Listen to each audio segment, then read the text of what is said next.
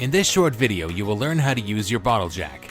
Before use, make sure to use the jack on a hard level surface to avoid personal injury and/or property damage. Move the jack in a position and align with the jack handle with the release valve. Rotate the release valve by turning the handle clockwise until it is closed firmly. Insert the handle into the handle socket, then pump the handle to raise the jack until the saddle contacts the lifting point. Continue to pump the jack handle to lift to the desired height. To lower the jack, grasp the handle firmly so your hands do not slip, and to ensure the release valve does not rapidly lower.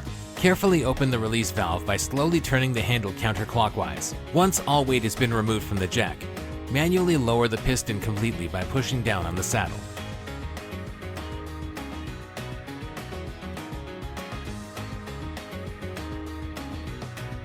If the threaded saddle was raised, rotate and lower the saddle clockwise to the lowest level.